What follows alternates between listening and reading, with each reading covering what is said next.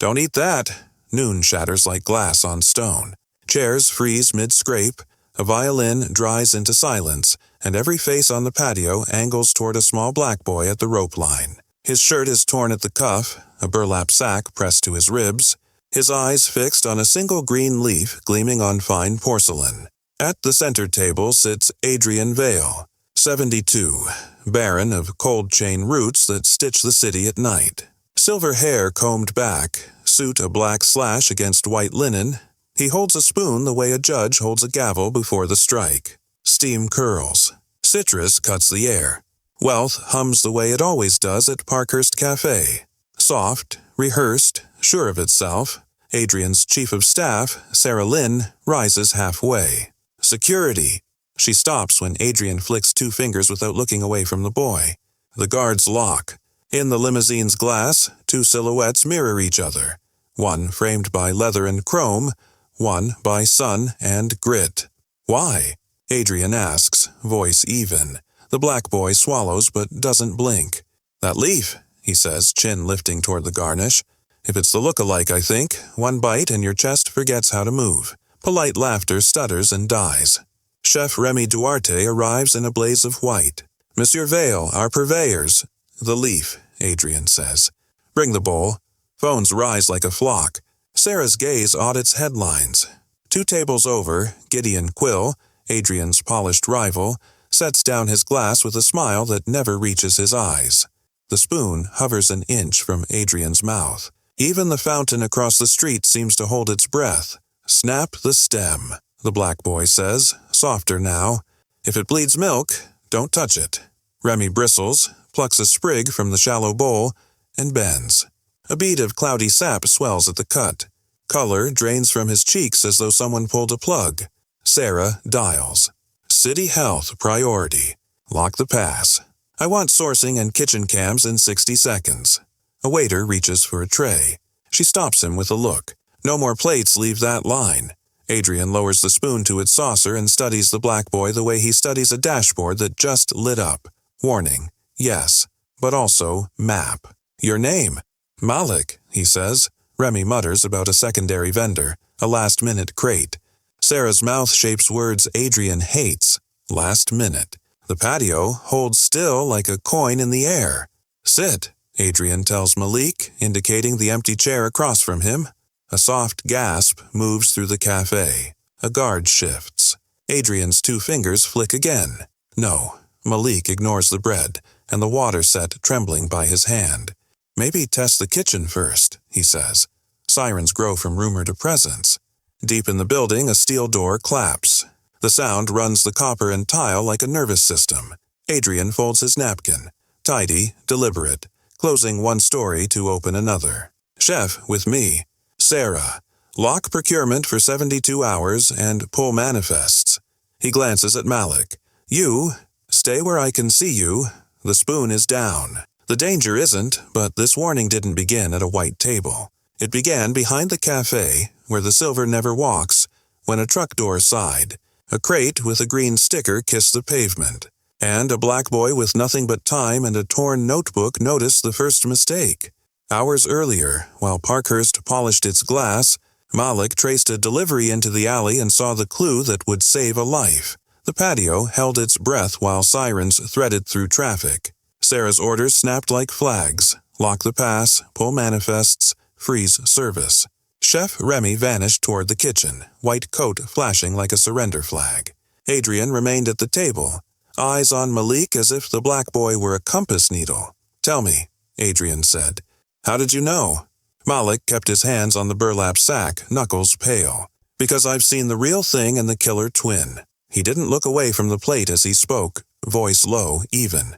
At the community kitchen, we got herbs by the trash bag. Mrs. Ora, she ran the soups, made us sort on the back step. Look at the stems, not the leaves, she'd say. If a snap bleeds milk and smells wrong, drop it. His mouth flattened. The week before the kitchen closed, a crate came in light and cheap. She trusted the label. She got sick. Adrian's jaw worked once. Sarah's attention flicked between Malik and the glass door, where uniformed inspectors pushed through with kits. What did you see today? Adrian asked. The crate, Malik said. Before lunch crowd. Truck door opened. A runner slid a box with a green sticker, no ice bed, right to the kitchen door. Same kind of sticker we used to avoid. The busboy carried a garnish bowl out of the shade like it didn't matter. Leaves looked glossy, too stiff. I waited by the hedge. I thought maybe I was wrong. His throat worked. Then they crowned your plate with it. Chef Remy reappeared, less color, less pride, carrying a tablet and a thin folder that shook. "Purchase orders," he said. "Primary purveyor shorted us this morning. We took an approved substitute." "Approved by whom?" Sarah said. Remy swallowed. "The line lead? He had a manifest. It looks right." The health inspector in a slate blazer stepped in, snapped gloves. "We'll need samples and the crate. Start with the garnish bowl." She broke a stem into a vial. Cloudy threads bloomed in the liquid like smoke under water. Her eyebrow lifted a millimeter. "Preliminary, not parsley," phones tilted higher. The violinist packed his case in silence. Sarah angled toward Adrian, voice low. "We can move you inside." "Private room." Adrian didn't blink. The danger wasn't private. From the alley, a runner burst onto the patio with a tablet, eyes wide. "Ms. Lynn," camera pulls from the loading bay. He thumbed a clip open. Grainy footage filled the screen. A courier in a gray cap rolling a dolly. A crate with a green Q sticker pausing just out of the fixed camera's view. A gloved hand swapping a label. Sarah's gaze cut to the far umbrellas where Gideon Quill sat very still, fingers laced, eyes politely curious. The inspector capped her vial. "We'll confirm at the lab," she said, "but your kitchen is closed until further notice." A murmur rolled around the patio. Shock, irritation, the sharp scent of fear disguised as inconvenience. Remy started to protest. Adrian's palm cut the air once. "Stop." He turned back to Malik. "You stayed," Adrian said. "Most people walk." Malik's shoulders lifted, dropped. "I've watched what walking costs." Sirens faded to an engine idle. The city resumed its breathing, but the patio didn't. Sarah slid the tablet toward Adrian so he could see the paused frame. The crate. The sticker, the gloved hand. "Freeze it," Adrian said. The image locked. He studied the negative space where the camera couldn't see, the inch just out of frame where intention hides. And then, without looking away, spoke to Sarah. "Find me the man in that cap," he said, calm as weather. "And find out who taught him that trick. 2 tables over." Gideon Quill's smile finally ran out. For a long breath, the patio is a held note, the paused frame of the green Q sticker glaring from Sarah's tablet. Adrian doesn't look away. "Lock the front door," he says. "If anyone leaves, they give a statement first." Sarah signals the host with 2 fingers. The velvet rope drops. Murmurs rise and snag on linen. A woman at the hedge whispers about refunds. A man in cufflinks mutters about lawyers. Etiquette claws for control. Oxygen wins. Chef Remy returns with a clipboard and the shine gone from his jacket. "The approved substitute vendor," he says, voice thinned. "We were shorted. A manifest came with the crate. Batch numbers, signatures. Everything looked, Adrian corrects gently. "Until we did." 2 tables over, Gideon Quill stands, smoothing his jacket with the theatrical reluctance of a man forced to be gracious. "Adrian," he calls, voice honeyed, "let the staff manage this. You shouldn't be exposed." Adrian doesn't turn. "I am the exposure." He gestures to the empty chair. "Malik, sit." The black boy obeys, careful not to touch the bread or water. Adrian flags a waiter. For him, a plate, anything from a sealed kitchen. He meets the waiter's panic. "From somewhere else." "Maybe later," Malik says softly. "Test first." It lands. A ripple of embarrassed laughter aborts midway through the umbrellas. The violinist, who has been pretending to tune, packs his instrument. Cameras multiply like summer flies. Sarah leans in. "We can still go private." "Move you inside." We issue a statement about supply chain error, pledge a donation, control the angle. "We control the process," Adrian says. The angle can watch. Blue strobes lick the street. The slate blazer inspector reappears with 2 uniformed officers, flanked by a woman in a plain suit and an expression built for bad days. "Detective Lila Acosta," she says, flashing a badge without flourish. "Food Crimes Liaison." Everyone stays, everyone breathes, no one eats. Chef, I'll need your crate and your purchase files. Ms. Lynn, I'll need copies of that camera pull. Gideon moves to the rope, a smile ready for the officers. Surely you don't need statements from every patron. He purrs. Some of us have. Acosta lifts a hand without looking at him. Sir, step back inside the rope. Gideon's smile folds an inch. He obeys. Remy offers the clipboard. His hand trembles. The manifest shows. Manifests are stories, Acosta says. I'm here for facts. She nods at the garnish bowl. We'll split the sample for independent labs. Chain of custody starts now. Sarah passes the tablet. The paused frame of the alley footage blooms on screen. Gray cap, dolly wheels, a casual tilt at the blind corner. Acosta's eyes narrow. Timestamp? 10:47, Sarah says. 28 minutes before prep. Good. Seal the alley. Acosta turns to Adrian. Mr. Vale, you look steady enough to answer questions. What made you trust a child over your chef? Adrian glances at Malik. Because the child didn't ask for anything, he says. He just told me how not to die. The patio exhales, half laugh, half prayer. Gideon's phone vibrates. He silences it with a twitch. Acosta tilts her head toward him, finally meeting his gaze. Sir, she says mildly, you look like a man in a hurry. I have a board call, Gideon replies. You have an audience, Acosta says. Try honesty. A busboy appears at Remy's elbow with a shallow pan and the crate's torn lid. On the cardboard, a smeared green Q in marker, the tail of the letter dragged as if by a gloved thumb. Acosta nods once. We're past etiquette, she says to the patio at large. Now we breathe, we cooperate, and we find who put a death leaf on a plate. Adrian turns to Malik. You stay at my table, he says. No one moves you. Malik nods, shoulders square despite the burlap sack on his knees. Around them, Power finally sits down. Detective Lila Acosta set the rhythm. Gloves, labels, vials. Chain of custody begins now. The patio listened like a classroom that suddenly remembered grades exist. She snapped a second stem into reagent. Cloudy threads bloomed again, white smoke in a glass pond. Prelim supports a toxic look-alike. Chef Duarte, I need the crate, lid, and any labels. Busboy, you moved this bowl. Show me from where. The boy in the apron pointed toward the pass, throat working. Prep shelf by the alley door, ma'am. We were short on ice. Line lead said it was fine. Line lead's name? Acosta asked. Jasper, he whispered. He had the manifest.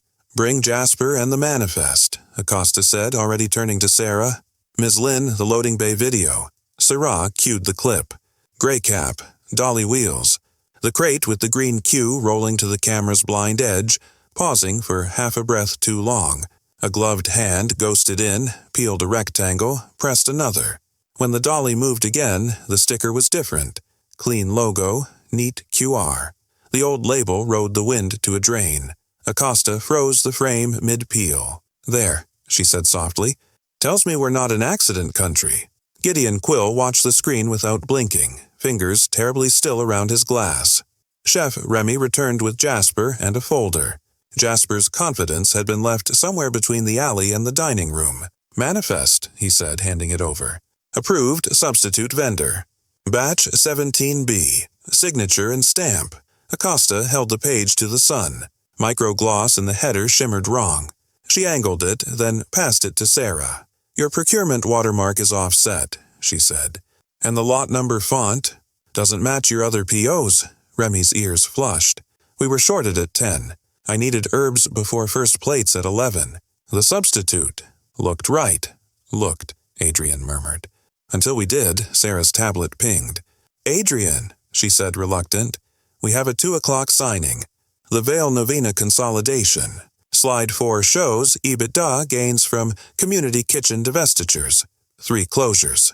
Her eyes flicked to Malik, including auras. The words hung in the heat. Something in Adrian's face unclenched and then set in a new place, like a bone, recognizing where it should have been all along. Pull the deck, he said. Send legal a hold. Nothing moves. Gideon's smile found its courage again. Adrian, he purred, you can't let a lunchtime misunderstanding derail fiduciary duty. Acosta didn't look at him. She tapped the paused frame.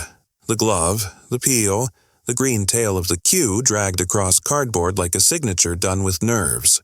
"Courier company?" she asked. Sarah zoomed the cap's side patch. "Onyx Logistics," she said. "But their intake list doesn't show this route." Fingers flew. "Cross-ownership links Onyx." "To Quill Strategic Partners," eyes shifted. Gideon's jaw flicked once, a tick too small for television. The health inspector returned from the kitchen, face set. "Confirmed mimic toxin on site. We've sealed the prep area and secured the crate. This patio is now a scene." Acosta pocketed the manifest. "Mr. Vale," she said, turning back to Adrian, "I need a statement on the record. What you saw, what you were told, what you decided when a black boy shouted at your spoon." Adrian looked at Malik, not the cameras. "I was offered a reputation to protect," he said. "I chose a life to protect instead." A murmur rolled like weather. Acosta nodded once. "Good. Now we find the hand that swapped the labels." Sarah angled the tablet so only Adrian could see a still capture of the gray cap courier's profile. Not quite face, but close enough for a memory to grab it. Adrian's voice was almost gentle. "Lila, give me 15 minutes with procurement. Then I'll answer your questions until the sun goes down." "And the merger?" Gideon asked. Adrian didn't look at him. "Sleeping," he said, "like it should have been before lunch." Across the hedge, sirens thinned into traffic. On the plate, the leaf gleamed, silent as a solved riddle. The patio had become a stage. Vials clicked, gloves snapped, the paused frame of the green Q still burned on Sarah's tablet. Detective Acosta waited, pen ready. Cameras ringed the white table like a crown of little eyes. Adrian Vale didn't address the lenses. He faced the black boy beside him. "Malik," he said, clear enough for the hedge and the sidewalk to hear, "you warned me when you could have walked. You saved my life." A murmur broke, soft and human. Malik kept his hands on the burlap sack as if applause could steal it. "Anyone could have shouted," he said. "Anyone didn't," Adrian answered. Gideon Quill slid a half-step forward, smile polished. "We all appreciate the enthusiasm," he said to the patio, "but let's not defame a fine establishment or its suppliers over an herb mix-up. Emotions are high. Mistakes happen." Acosta didn't look at him. "Mistakes don't peel labels," she said. "Facts do." She nodded at Sarah. "Play the blind corner pause again." The gray cap froze on screen, glove mid-peel. The tail of the Q dragged like a nervous signature. The patio went very quiet. Sarah spoke low so only Adrian and the nearest microphones would catch it. "Onyx Logistics routes and Quill Strategic, there's overlap. Not proof, but the bones line up." Gideon laughed lightly, the kind that tests fences. "Overlap is how cities work, Miss Lynn. Adrian knows this. Consolidation is efficiency." Adrian finally turned. "Efficiency isn't a mask for poison," Gideon's smile held. "You'll crater shareholder value if you flail at shadows." Adrian's voice stayed measured. "I'm pausing a merger until I understand whether my money almost funded my funeral and closed the kitchens that taught a child to keep me alive." Acosta lifted her pen. "On the record," she said, looking at Adrian. "Say the pause." "On the record," Adrian said. "The Vale Novena consolidation is on hold pending a full investigation. I'll accept the cost." A buzz rolled through the umbrellas. Stock apps opened under the tables. Somewhere, a manager began to cry with quiet relief and dread. Chef Remy, smaller inside his whites, stepped closer. "Monsieur Vale, You'll rebuild the pass," Adrian said, not unkindly, with outside eyes. "Start with the training that kept Aura alive long enough to teach Malik." He looked to Malik. "If you'll help." Malik stared at the plate he had stopped. "I don't want a camera job," he said. "I want kitchens that don't guess." "Then write the checklist," Adrian said. "We'll print it big." A blur at the rope, then motion. A runner in a gray cap slipped from the alley toward the street, head down, shoulders tight. The nearest officer barked. The cap hesitated, sprinted. Two more uniforms moved. Acosta didn't shout. She just walked where the runner would have to cut and let him choose her open hands or the patrol car. He chose badly. The tackle was ugly and honest. The cap hit stone, skittered, rolled toward Gideon's shoes. A thin, curved blade, box cutter steel, winked once, then lay perfectly still. Acosta crouched, calm as weather. "Hands behind," she said. "To the patio. Breathe. This is the part where the story gets less polite and more true." She stood with the courier's lanyard between two gloved fingers. Onyx glared from the plastic. Beneath it, a visitor pass. Quill. The patio inhaled as one organism. Gideon's smile finally blinked. Adrian looked at Malik again, as if the boy were still the truest instrument on the table. "You all right?" he asked. Malik nodded once. "I'm still watching," he said. "Good," Adrian answered. "So am I." Across the street, the violinist, unable to leave, tucked his instrument beneath his arm like a baby and simply listened. Detective Lila Acosta read the patio the way a medic reads a crash site. First the bleeding, then the bones. She handed the cuffed courier to an officer and kept the lanyards. Onyx and the visitor pass stamped Quill. Murmurs crackled like static through linen and hedges. "Name," Acosta said. "Trent," the courier muttered. "Face to stone. Full. Trent Marlowe." "Mr. Marlowe," Acosta said, gentle as a locked door. "You can talk now or talk later to paperwork. Either way, the video won't forget."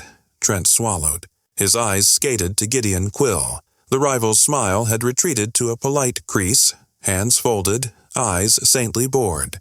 Acosta held up the passes. Onyx route tied to Quill access. Label peel on camera. Box cutter in your pocket. Start with Y, his jaw ticked. It wasn't to kill him. The patio's breath snagged. Just to make him sick. Delay a signing. Make a point about overreach. The words thudded, ugly and small. Sarah Lynn's stylus hovered. "On the record," she whispered half to herself. Already forwarding the audio to legal Gideon's voice went velvety. "This is a frightened contractor improvising an excuse to please you. I've never met this man." Trent flinched. Your fixer said 2 days," he blurted, panic scraping his voice raw. 2 days delay and the numbers change. "Said the old man lives on habit. Lunch here, soup there, put the mimic leaf on top. No one will notice." His breath tore. "I didn't mean—" Acosta didn't look at Gideon. She nodded to the officers. "Read him," she said. "Secure the blade. Bag the cap." The rights were a slow tide, inevitable. Phones lifted higher. Somewhere near the host stand, someone started to cry softly and stopped. Gideon steadied his smile. "Detective, I object to this circus. My firm's name on a visitor pass proves nothing. Overlap is the nature of commerce. Adrian knows consolidation saves—" "Saved me what exactly?" Adrian Vale asked, finally turning to him. "Lunch? Margin? Or the bother of going to my own funeral?" Gideon's cheeks flushed a disciplined pink. "You are endangering shareholder value with performative outrage." Adrian's voice stayed mild. "I'm safeguarding shareholder lungs. The merger remains paused." He glanced to Sarah. "On the record." "On the record," Sarah echoed, already drafting the injunction and a board memo. Chef Remy Duarte, who had been shrinking by millimeters, stepped forward. "Monsieur Vale, I failed the pass. I should have burned the crate when the ice was wrong." He swallowed. "Let me rebuild this kitchen. Outside auditors. Sourcing printed on the wall. Training from the people who taught this boy to see." Every head tilted to the black boy at the center table. Malik's fingers worried the edge of his burlap sack. He stared at the plate he'd stopped and shook his head once. "I'm not a mascot," he said softly. "I don't want a camera job." "Good," Adrian said. "I don't want a camera kitchen." He pointed at the garnish bowl. "I want a checklist that never guesses. Write it. Put your name on it if you want, or don't. But make it the standard." Malik looked up, surprised by the shape of the offer. "I can show you what Mrs. Ora taught," he said. "Stems, sap, smell, ice, labels, routes, and the part they never print." Acosta tilted her head. "What part is that?" "Listen to the quiet warning," Malik said. "If the smallest voice in the room sounds sure, you stop the room." Silence held, reverent, then loosened into the sound of pens. Officers guided Trent toward the rope. Acosta turned at last to Gideon Quill. "We'll be visiting your offices," she said, conversational. "Bring the fixer." Gideon's smile finally cracked. "You'll hear from my counsel." I look forward to it, Acosta said. Adrian exhaled, long and even, as if a decision had finally found its landing. He faced Malik, not the cameras. You kept me alive, he said. Now keep us honest, Malik nodded. I'm still watching. Good, Adrian answered. So am I. 2 weeks changed the map. Parkhurst's glass now carried a new shine. Not polish, process. Sourcing sheets hung in frames beside the host stand. Every herb tray rode a bed of ice like a life raft. On the pass, a laminated card read, "Listen to the quiet warning." Below it, a checklist in clean type. Stems. Snap test. Sap. No milk. Smell. Clean. Not carrot-muddied storage. Ice bed. Shade-only labels. Vendor plus root plus time stamp root gap. Stop the line no logo at the bottom. Just a single word. Malik. Across town, a steel door rolled up on a small brick building with hand-painted herbs on the window. The sign read Aura's Kitchen. Pallets slid from a Vail Logistics truck. Adrian himself checked seals like a foreman who'd never forgotten where work begins. Inside, Mrs. Aura, apron back on, voice firm, taught new hands to sort greens under bright lamps. When someone reached for a bunch too quick, she tapped the stem.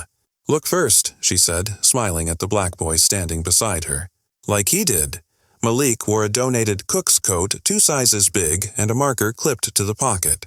He labeled crates with a practiced hand and a habit of pausing to listen.